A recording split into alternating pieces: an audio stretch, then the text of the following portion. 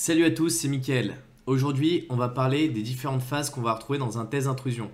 On va parler des méthodologies également qu'on peut appliquer et on va voir tout ça en détail.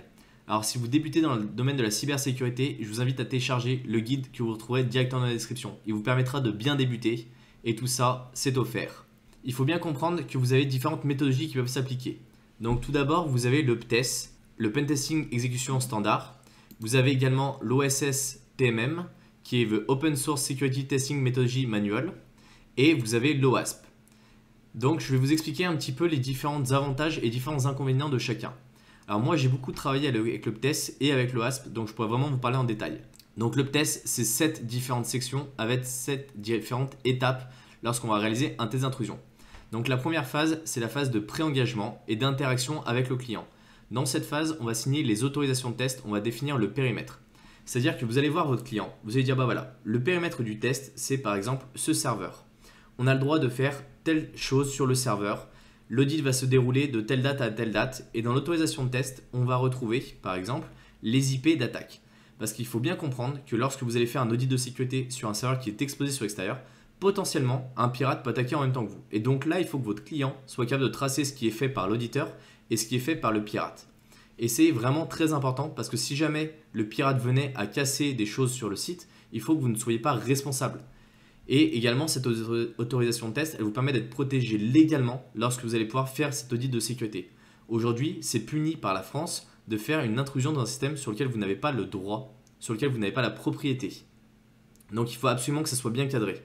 Par exemple, également aussi dans cette autorisation, on va définir si le test est fait en boîte noire, en boîte grise ou en boîte blanche. Donc pour rappel, la boîte noire, c'est un attaquant qui n'a aucune information, qui tombe un peu par hasard sur cet élément, qui essaie de s'introduire dessus. En boîte grise, on va plutôt avoir en général un compte utilisateur, donc c'est plutôt un utilisateur malveillant qui va essayer d'attaquer par exemple un extranet et essayer d'obtenir plus d'informations. Et en boîte blanche, on va avoir toute la documentation, le code, c'est plutôt un administrateur qui serait malveillant en général vis-à-vis de l'application. Et vous pouvez appliquer ça sur des outils, sur des plateformes externes comme sur des plateformes internes. Ensuite, la deuxième étape, c'est ce qu'on va appeler l'intelligence gathering. Donc, c'est le fait de récolter de l'information.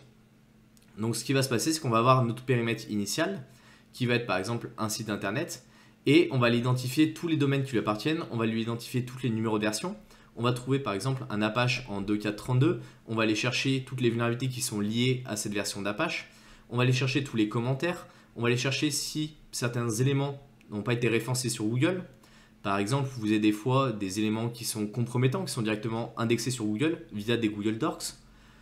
Vous avez ensuite la partie, ce qu'on appelle threat modeling. Donc, vous allez modéliser la menace. Si vous avez un périmètre avec 25 serveurs et que vous avez 2 jours pour les tester, il va falloir se focaliser sur les éléments qui sont les plus critiques.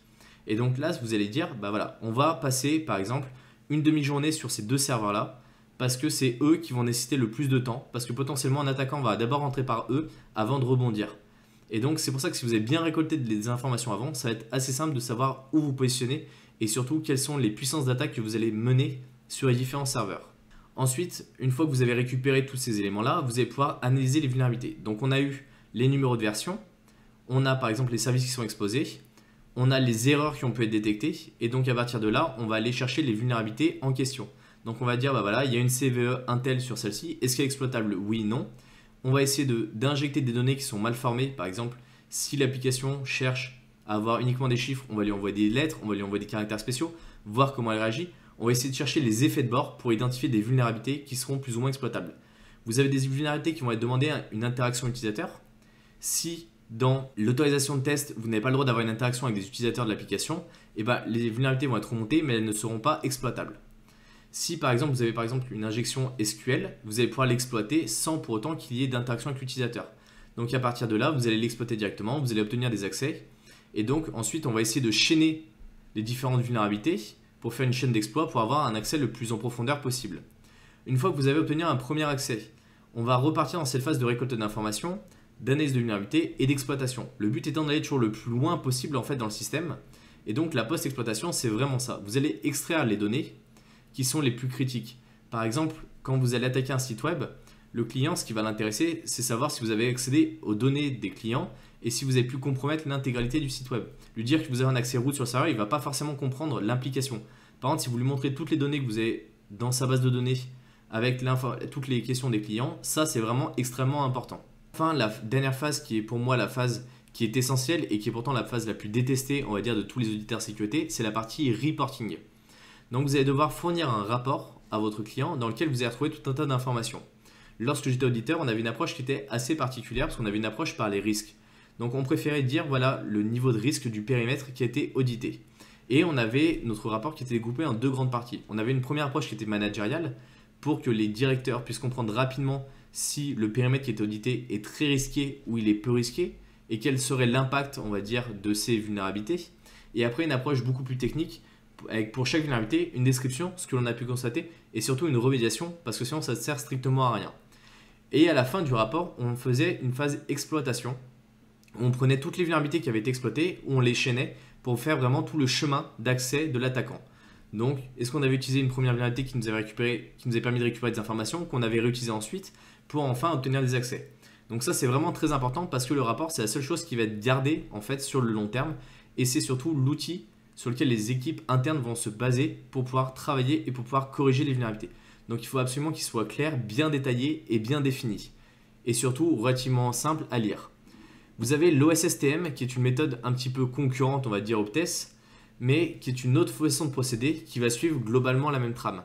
Alors c'est une méthode qui est en général très utilisée dans le monde anglo-saxon, que je n'ai pas forcément beaucoup utilisé, mais on retrouve les différentes catégories.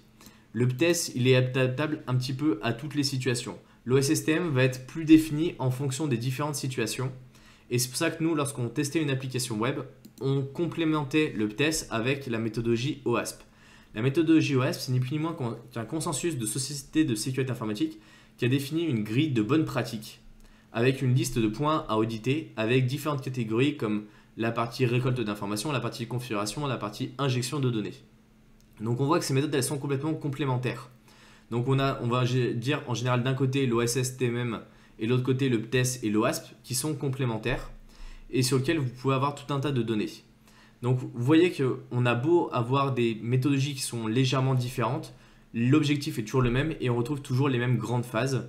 Donc je vous déconseille d'inventer votre propre méthodologie. Aujourd'hui il y a des standards, il faut vraiment se baser dessus parce que ça vous permettra de vraiment vérifier tous les points et d'être sûr que vous avez bien validé toutes les étapes. Dites-moi si vous avez utilisé d'autres méthodologies parce qu'il existe aujourd'hui des normes sur lesquelles vous pouvez vous baser, sur lesquelles vous pouvez intervenir. Vous avez les normes bancaires comme le PCI DSS, vous avez des normes très spécifiques après, que ce soit sur la partie armement, sur la partie défense, vous avez des choses qui sont vraiment très liées à des secteurs en particulier. Donc dites-moi si vous en avez déjà utilisé d'autres. Dites-moi si vous avez aimé cette vidéo en mettant un pouce bleu en bas de la vidéo. Je vous recommande de vous abonner à la chaîne YouTube pour avoir toutes les prochaines vidéos sur la partie cybersécurité. Et on se retrouve dans une prochaine vidéo. Salut!